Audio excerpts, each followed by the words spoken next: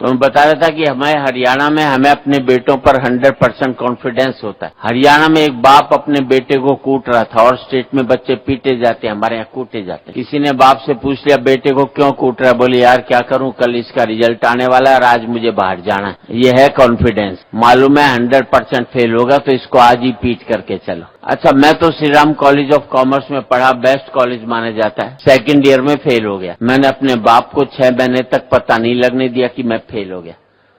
इसे कहते हैं मैनेजमेंट।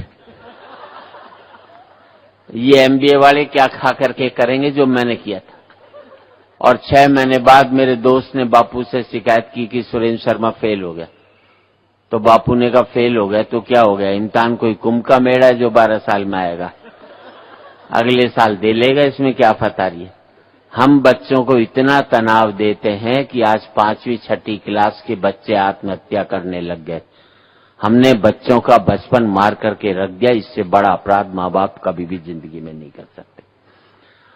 जैसा जो बच्चा है किसी तरह जो कभी बढ़ता है कभी छोटा होता है। मैंने बालिया साहब, मैंने अपने बेटे से कह दिया था देख तू 50% से ज्यादा नंबर मत लियो, क्योंकि मेरे 51 आए थे। ज्यादा लिया था जिंदगी भर चिढ़ाता रहता। 45% लिया आया, 95% लिया था अमेरिका भाग लेता। 45% लिया है, मुझे छोड़कर गाजियाबाद भी नहीं भाग सकता। और मैं बात पर आपका इस पर आशीर्वाद चाहूंगा साहब, मेरा सुख ये नहीं है कि मेरा बेटा अमेरिका में बैठकर 5 लाख रुपया महीना कमा रहा है। मेरा सुख ये है कि मेरा बेटा 30,000 रुपया महीना कमा रहा है, लेकिन शाम का खाना मेरे साथ बैठ करके खा रहा है। हमने जिंदगी में सारे सुख पैसों में तब्दील कर दिए तब जाकर के मुल्क में भ्रष्टाचार पैदा हुआ। पैसा एक सुख माना जाता था, अब हमने उसको एकमात्र सुख मान लिया, तब जाकर के भ्रष्टाचार पैदा हुआ।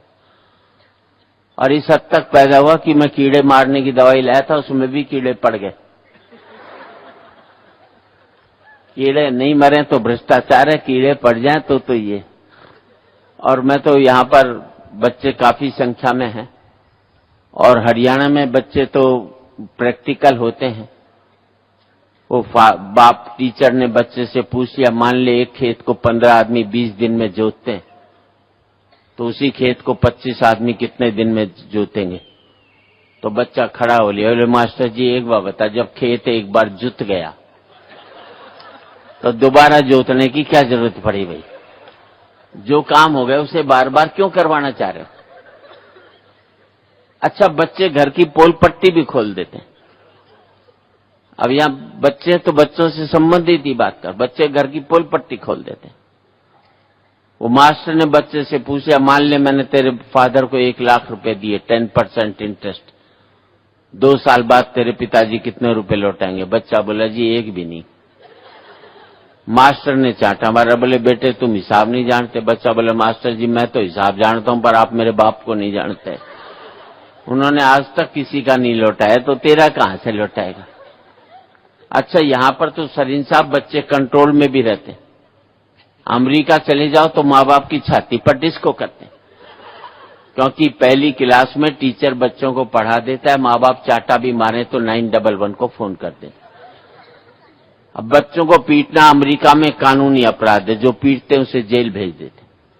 हिंदुस्तान में एक कानून बना दो तो सुबह माँ जेल में जावे, शाम को बाप जावे, बच्चे दोनों का नंबर बांध दे, घर में टिकने नहीं दे।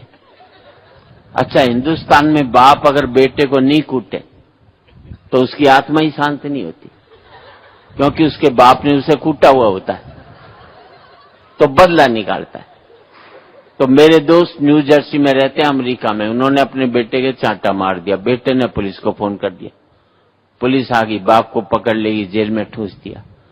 बेचारा जेल काट कर आया, बच्चे को मना कर लाया, बड़े प्यार से रखा।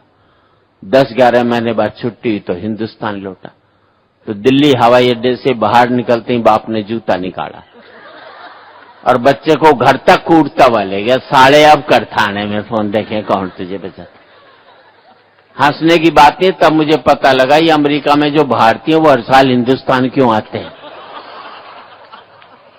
पहले मैं यही समझता था देश से बड़ा प्यार करते, तब पता लगा बच्चे कूटने के लिए हिंदुस्तान में आते हैं। हंसी मजाक की सैकड़ों बातें हैं और मेरा तो इतना ही कहना है कि एक जिम्मेदारी, कोई भी बीमारी की जिम्मेदारी हम सरकार पर डाल देते हैं, बस यही सबसे बड़ी कमी है।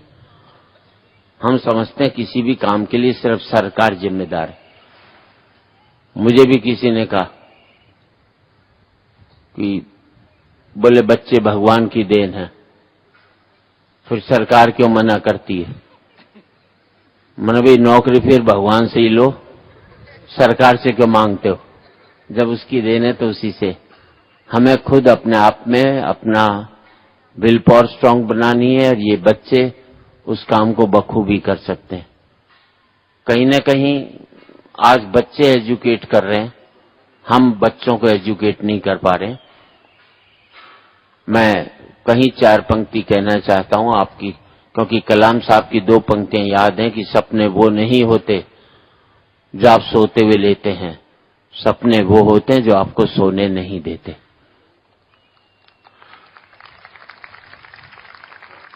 और गिद्ध ने चकोर से कहा तेरी कोई जिंदगी है, धरती पर बैठा सिर्फ चांद को ही ताकता है, मुझे देख क्या मैं ऊंचा उड़ता हूं, क्या मेरी उड़ान है? तो चकोर ने जवाब दिया ऐसी ऊंचाई और उड़ान से क्या फायदा जिसमें नजरें धरती पर पड़े मुर्दों को ही देखती रहती हैं। मैं धरती पर रहता हूं लेकिन सोच में चांद रखता हूं, तो आसमान में उड़ता है लेकिन सोच में मुर्दे रखता है। आप कहाँ रहते हैं ये महत्वपूर्ण नहीं है, आपकी सोच कहाँ बैठी है वो ज्यादा महत्वपूर्ण होती है। और सबसे बड़ी चीज इस मुल्क में जो सबसे बड़ी कमी है कि जो सर्विसेज हैं हमने उसको इंडस्ट्री बना दिया।